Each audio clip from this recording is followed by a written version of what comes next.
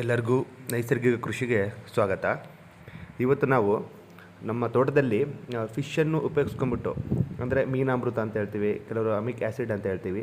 So ಯಾವ ಥರ preparation ಮಾಡಬೇಕು ಅಂತ ಹೇಳ್ಬಿಟ್ಟು ನಾನೊಂದು ವಿಡಿಯೋ ಮಾಡಿದ್ದೀನಿ. ಒಂದಿಷ್ಟು ಫಿಶನ್ನು ತೊಗೊಂಡಿದ್ದೀವಿ ನಾವು, ಸರಿಸುಮಾರು ಒಂದು 7-8 kg, ಅಂದರೆ ಒಳ್ಳೆ ಫಿಶ್ಶು ಒಂದು 4 kg, ಮತ್ತು ವೇಸ್ಟೇಜ್ ಅಂತ ಏನಿರುತ್ತಲ್ಲ ಅದನ್ನು ಒಂದು 4 kg, ಆಲ್ಮೋಸ್ಟ್ ಒಂದು 7 kg ಅಷ್ಟು ಫಿಶನ್ನು ತೊಗೊಂಬಿಟ್ಟು ಅದೇ ಪ್ರಮಾಣದಲ್ಲಿ ನಾವು ಬೆಲ್ಲವನ್ನು ಹಾಕ್ಬಿಟ್ಟು ಒಂದು ಮೀನಾಮೃತವನ್ನು ರೆಡಿ ಮಾಡಿದ್ದೀವಿ. ಮೊದಲನೇದಾಗಿ ಈ ಮೀನಾಮೃತ ಮಾಡಿ ಇದನ್ನು ಸ್ಪ್ರೇ ಮಾಡೋದ್ರಿಂದ ನಮ್ಮ ಗಿಡಗಳಿಗೆ ಯಥೇಚ್ಛಾಗಿ ನೈಟ್ರೋಜನ್ ಸಿಗುತ್ತೆ. ಅಂದರೆ ಯೂರಿಯಾ ಏನಂತ ಹೇಳ್ತೀವಲ್ಲ, ಹೊರಗಡೆಯಿಂದ ತಂದು ಯೂರಿಯಾನ ಬಳಸ್ದಂಗೆ ನಾವು ನೈಸರ್ಗಿಕವಾಗಿ ಯೂರಿಯಾನ ಉತ್ಪಾದನೆ ಮಾಡ್ಕೋಬೋದು. ಮತ್ತು ಈ ಪದ್ಧತಿ ಕೊರಿಯನ್ ಪದ್ಧತಿ. ಸೊ ಕೊರಿಯನ್ ದೇಶದಲ್ಲಿ ನ್ಯಾಚುರಲ್ ಫಾರ್ಮಿಂಗ್ ಮಾಡೋರು ಈ ಫಿಶ್ ಪ್ರೊಸೆಸ್ನ ಮಾಡ್ಕೊಂಬಿಟ್ಟು ಇದರಿಂದ ಯಥೇಚ್ಛಾಗಿ ನೈಟ್ರೋಜನ್ನ ಉಪಯೋಗಿಸ್ಕೊಂಡು ಬೆಳೆಗಳಿಗೆ ಸಿಂಪಡಿಸ್ಬೋದು. ಮತ್ತು ಇದನ್ನು ನಾವು ತೋಟಕ್ಕೂ ಕೂಡ ನೀರಲ್ಲಿ ಮಿಶ್ರಣ ಮಾಡಿಬಿಟ್ಟು ಗಿಡಗಳಿಗೆ ಕೂಡ ಹಾಕ್ಬೋದು, ಡ್ರಿಪ್ಪಲ್ಲೂ ಕೂಡ ಕೊಡ್ಬೋದು. ಇದನ್ನು ಯಾವ ರೀತಿ ಮಾಡೋದು ಅಂತ ಹೇಳ್ಬಿಟ್ಟು ನಾನು ನಿಮಗೆ ವಿಡಿಯೋದಲ್ಲಿ ತೋರಿಸ್ತಾ ಹೋಗ್ತೀನಿ. ಮತ್ತು ಇದನ್ನು ಮಾಡೋದ್ರಿಂದ NPK ಅಲ್ಲಿ ಯಥೇಚ್ಛ ಇದರಿಂದ ಸಿಗುತ್ತೆ. NPK ಅಂದರೆ ನೈಟ್ರೋಜನ್, ಫಾಸ್ಫರಸ್ ಆ್ಯಂಡ್ ಪೊಟ್ಯಾಷಿಯಮ್. ಅದರಲ್ಲಿ ಹೇರಳವಾಗಿ ನಮಗೆ ನೈಟ್ರೋಜನ್ ಸಿಗುತ್ತೆ. ಸೊ ನೈಟ್ರೋಜನ್ ಯಥೇಚ್ಛಾಗಿ ಸಿಗೋದ್ರಿಂದ ಯೂರಿಯಾವನ್ನು ಉಪಯೋಗಿಸೋದು ಬಿಡ್ಬೋದು. ಅದ್ರ ಜೊತೆಗೆ ಮೈಕ್ರೋ ವಿಟಮಿನ್ಸ್ ಕೂಡ ಸಿಗ್ತಾ ಹೋಗುತ್ತೆ. ಅಂದರೆ ಸೂಕ್ಷ್ಮ ಪೋಷಕಾಂಶಗಳು ಏನು ಬರುತ್ತಲ್ಲ, ಆ ಸೂಕ್ಷ್ಮ ಪೋಷಕಾಂಶಗಳು ಕೂಡ ಈ ಪದ್ಧತಿ ಮಾಡಿ ನಾವು ಇದನ್ನು ಉಪಯೋಗಿಸೋದ್ರಿಂದ ಗಿಡಗಳಿಗೆ ಮತ್ತು ಭೂಮಿಗೆ ದೊರೆಯುತ್ತೆ. ಯಾವ ರೀತಿ ಅಂತಂದರೆ ಈ ಪ್ರೊಸೆಸ್ ಮಾಡೋದ್ರಿಂದ ನಾವು ಯಥೇಚ್ಛಾಗೆ ಜೆನ್ನನ್ನು ಕೊಟ್ಟಂಗಾಗುತ್ತೆ, ಮ್ಯಾಗ್ನೀಸಿಯಮ್ನ ಕೊಟ್ಟಂಗಾಗುತ್ತೆ, ಮತ್ತು ಇದೇ ರೀತಿ ಹಲವಾರು ಮೈಕ್ರೋ ಸೂಕ್ಷ್ಮಾಣುಗಳು ಅದನ್ನು ನಾವು ಭೂಮಿಗೆ ಮತ್ತು ಗಿಡಕ್ಕೆ ಕೊಟ್ಟಂಗಾಗುತ್ತೆ. ಈ ಪದ್ಧತಿನ ಉಪಯೋಗಿಸೋದ್ರಿಂದ ಗಿಡಗಳು ಭಾಳ ಚೆನ್ನಾಗೇ ಗ್ರೋತ್ ಆಗುತ್ತೆ. ಮತ್ತು ಫ್ಲವರ್ ಸೆಟ್ಟಿಂಗಲ್ಲಿ ಯಾವಾಗ ಹೂ ಬಿಡುತ್ತೋ ಮತ್ತು ಯಾವಾಗ ಕಾಯಿ ಆಗುತ್ತೋ ಆ ಟೈಮಲ್ಲಿ ನಾವು ಇದನ್ನು ಸ್ಪ್ರೇ ಕೊಟ್ಟರೆ, ಅಂದರೆ ಸರಿಸುಮಾರು 1 ಲೀಟ್ರ್ ನೀರಿಗೆ 2-5 ml ತನಕ ನಾವು ಇದನ್ನ ಸ್ಪ್ರೇ ಕೊಡ್ಬೋದು. ಅದು ಗಿಡದ ಬೆಳವಣಿಗೆ, ಅಂದರೆ ಗಿಡ ಯಾವ ರೀತಿ ಎಷ್ಟು ದೊಡ್ಡದಿದೆ ಅನ್ನೋದ್ರ ಮೇಲೆ ಡಿಪೆಂಡೆನ್ಸಿ ಆಗಿರುತ್ತೆ. ಗಿಡ ಚಿಕ್ಕದಿದ್ದಾಗ ಸರಿಸುಮಾರು 2 ml ಉಪಯೋಗಿಸ್ಕೊಳ್ಳಿ 1 ಲೀಟ್ರಿಗೆ. ಗಿಡ ದೊಡ್ಡದಾಗ್ತಾ ಇದೆ, ಇನ್ನೂ ದೊಡ್ಡದಾಗಿ ಬೆಳೀತಾ ಇದೆ ಅಂತಂದಾಗ ನಾವು ಸುಮಾರು 5 ml ತನಕ 1 ಲೀಟ್ರಿಗೆ ಉಪಯೋಗಿಸ್ಬೋದು. ಇದನ್ನು ಸ್ಪ್ರೇ ಮಾಡೋದ್ರಿಂದ ನೈಸರ್ಗಿಕವಾಗಿ ಯಥೇಚ್ಛಾಗಿ ನೈಟ್ರೋಜನ್ ಕೊಟ್ಟಂಗಾಗುತ್ತೆ. ನಾವು ಸುಭಾಷ್ ಪಾಳೇಕರ್ ಅವರ ಪದ್ಧತಿಯಲ್ಲಿ ನ್ಯಾಚುರಲ್ ಫಾರ್ಮಿಂಗಲ್ಲಿ ಏನು 5 ಲೇಯರ್ ಮಾಡಲ್ ಪಂಚತರಂಗಿಣಿ ಯೋಜನೆ ಮಾಡಿಬಿಟ್ಟು ಗಿಡಗಳನ್ನ ಸಂಯೋಜನೆ ಮಾಡ್ತೀವೋ, ಇನಿಷಿಯಲ್ ಸ್ಟೇಜಲ್ಲಿ ಒಂದು ಗಿಡದಿಂದ ಮತ್ತೊಂದು ಗಿಡಕ್ಕೆ ನ್ಯೂಟ್ರಿಯೆಂಟ್ಸ್ನ ಸಪ್ಲೈ ಆಗೋಲ್ಲ, ಯಾಕಂದರೆ ಗಿಡಗಳ ಬೇರು ಚಿಕ್ಕದಾಗಿರುತ್ತೆ. ಹಾಗಾಗ್ಬಿಟ್ಟು ನಾವು ಇನಿಷಿಯಲ್ ಸ್ಟೇಜಲ್ಲಿ ನ್ಯೂಟ್ರಿಯೆಂಟ್ಸ್ಗಳನ್ನ, ಅಂದರೆ ಲಘು ಪೋಷಕಾಂಶಗಳು ಮತ್ತು ಅತ್ಯಂತ ಬೇಗ ಇರತಕ್ಕಂಥ ಮೇಜರ್ ಪೋಷಕಾಂಶಗಳು ಅಂದರೆ NPKನ ನಾವು ಅಡಿಷ್ನಲಾಗಿ ಕೊಡಬೇಕು. ಅಡಿಷ್ನಲ್ ಕೊಡಬೇಕಂದ್ರೆ ಆವಾಗ ನಾವು ಸರ್ಕಾರಿ ಗೊಬ್ಬರಕ್ಕೆ ಹೋಗಬೇಕಾಗುತ್ತೆ.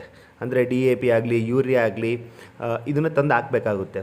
ನಾವು ಅದರ ಆಲ್ಟರ್ನೇಟ್, ಅಂದರೆ ಕೆಮಿಕಲ್ ಫಾರ್ಮಿಂಗಲ್ಲಿ ಏನು ಉಪಯೋಗಿಸ್ತಾರೋ ಅದರ ಆಲ್ಟರ್ನೇಟಾಗಿ ನಾವು ಈ ಫಿಶನ್ನು ಕೂಡ ಉಪಯೋಗಿಸ್ಕೋಬೋದು. ಇದನ್ನು ನಾವು ಯೂಸ್ ಮಾಡೋದ್ರಿಂದ ಸೊ ನ್ಯಾಚುರಲಾಗಿ ಯಥೇಚ್ಛಾಗಿ ನೈಟ್ರೋಜನ್ನ ಕೊಟ್ಟಂಗಾಗುತ್ತೆ.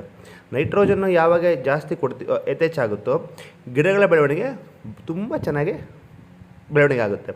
ಮತ್ತು ಇದ್ರ ಜೊತೆಗೆ ನಾನು ಆಗಲೇ ಹೇಳಿದಾಗೆ ಲಘು ಪೋಷಕಾಂಶಗಳು ಕೂಡ ಹೇರಳವಾಗಿರೋದ್ರಿಂದ ಇದು ನಾವು ಬೆಳೆಗಳಿಗೆ ಒಂಥರ ಬ್ರಹ್ಮಾಸ್ತ್ರ ಅಂತ ಹೇಳಿದ್ರು ತಪ್ಪಾಗಲಾರ್ದು.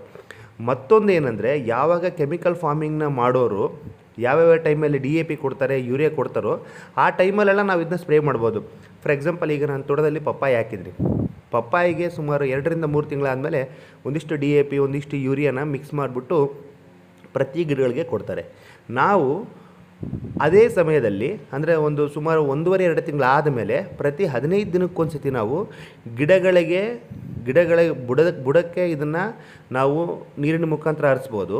ಮತ್ತು ಗಿಡಗಳಿಗೆ ನಾವು ಸ್ಪ್ರೇ ಮುಖಾಂತರನೂ ಕೂಡ ಇದನ್ನ ಕೊಡ್ಬೋದು. ಕೊಟ್ಟಾಗ ನಮಗೆ ಕೆಮಿಕಲ್ ಫಾರ್ಮಿಂಗಲ್ಲಿ ಮಾಡಿದಾಗ ಯಾವ ರೀತಿ ಹೀಲ್ಡ್, ಅಂದರೆ ಗ್ರೋತ್ ಸಿಗುತ್ತೆ, ಯಾವ ರೀತಿ ನಮಗೆ ಹಣ್ಣುಗಳು ಜಾಸ್ತಿ ಬರುತ್ತೋ ಅದೇ ರೀತಿ ನಾವು ನೈಸರ್ಗಿಕ ಕೃಷಿಯಲ್ಲೂ ಕೂಡ ನಾವು ಈ ರೀತಿ ಆಲ್ಟರ್ನೇಟ್ ನ್ಯಾಚುರಲ್ ಆಗಿ ಇರ್ತಕ್ಕಂಥ ಸೂಕ್ಷ್ಮ ಪೋಷಕಾಂಶಗಳು ಮತ್ತು ಪೋಷಕಾಂಶಗಳನ್ನ ಬಳಕೆ ಮಾಡುವ ವಿಧಾನಗಳನ್ನ ಬಳಸ್ಕೊಂಡಾಗ ನಾವು ಯಥೇಚ್ಛಗೆ ಹೀಳನ್ನ ತೊಗೋಬೋದು. ಆಗ ನ್ಯಾಚುರಲ್ ಫಾರ್ಮಿಂಗು ಕೂಡ ಸಕ್ಸಸ್ ಆಗುತ್ತೆ.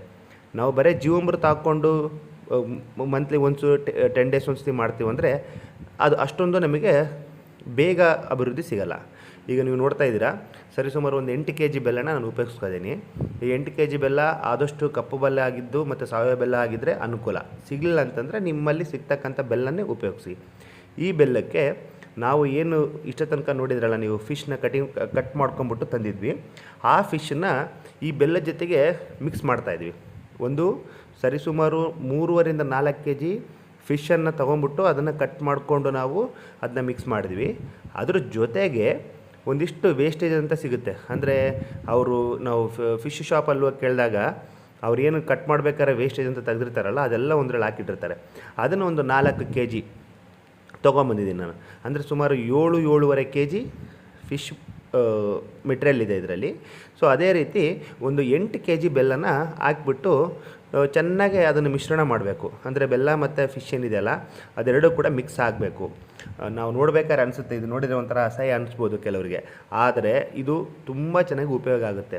ನಾವು ಇದನ್ನು ಈ ಥರ ಮಿಕ್ಸ್ ಮಾಡಿ ಒಂದು ಬ್ಯಾರಲಲ್ಲಾಗಲಿ ಇಲ್ಲ ಒಂದು ಡಬ್ಬಿಲಿ ಅಂದರೆ ಕಂಪ್ಲೀಟ್ ಕ್ಲೋಸ್ಡ್ ಮಾಡ್ತಕ್ಕಂಥ ಡಬ್ಬಿ ಒಳಗಡೆ, ಬಾಕ್ಸ್ ಒಳಗಡೆ ಇಟ್ಟು ಒಂದು 45 to 60 ಡೇಸ್ ಅಂದರೆ ಸರಿಸುಮಾರು 1.5 ತಿಂಗಳಿಂದ 2 ತಿಂಗಳ ನಂತರ ನಾವು ಇದನ್ನು ಉಪಯೋಗಿಸಿದರೆ ಇದರಲ್ಲಿ ಇದು ಯಾವ ಥರ ಇರುತ್ತಂದರೆ ಜೇನುತುಪ್ಪ ಥರ ಆಗಿರುತ್ತೆ.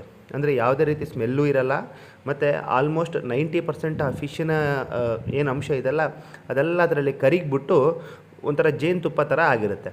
ಅದನ್ನು ನಾವು ಸ್ಪ್ರೇ ಮಾಡ್ಬೋದು. ಬಟ್ ಒಂದೇನೆಂದರೆ ನಾವು ಇದನ್ನು ಮಿಶ್ರಣ ಮಾಡಿಬಿಟ್ಟು ಡಬ್ಬದಲ್ಲಿ ಹಾಕಿಟ್ಟಾಗ ಸರಿಸುಮಾರು 1 ಇಲ್ಲ 2 ದಿನಕ್ಕೆ ಒಂದು ಟೈಮ್ ಆ ಡಬ್ಬನ ಅಟ್ಲೀಸ್ಟ್ ಒಂದು 30 ಸೆಕೆಂಡಿಂದ 1 ನಿಮಿಷ ಓಪನ್ ಮಾಡಿಬಿಟ್ಟು ಮತ್ತೆ ಕ್ಲೋಸ್ ಮಾಡಬೇಕು.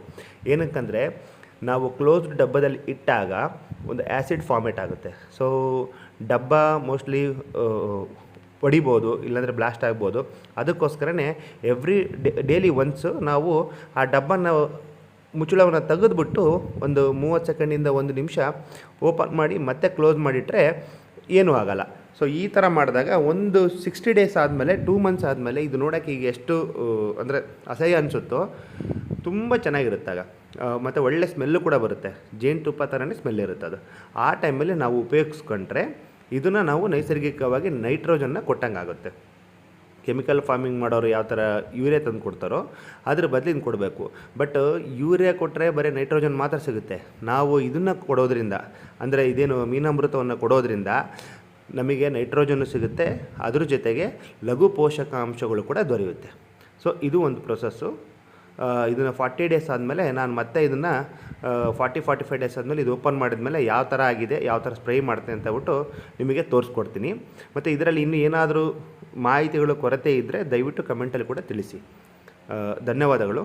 ಮತ್ತು ಇದನ್ನು ನಾನು 2 ಮಂತ್ಸ್ ಆದಮೇಲೆ ಮತ್ತೊಂದು ವಿಡಿಯೋ ಮಾಡಿಬಿಟ್ಟು ನಿಮಗೆ ಪಬ್ಲಿಷ್ ಮಾಡ್ತೀನಿ ಯಾವ ಥರ ಆಗಿದೆ ಏನಿಲ್ಲ ಅಂತ ಹೇಳ್ಬಿಟ್ಟು. ಇದು ನಮ್ಮ ತೋಟದಲ್ಲಿ ಇದೊಂದು ಮಾಡಿದ್ದೀವಿ. Thank you.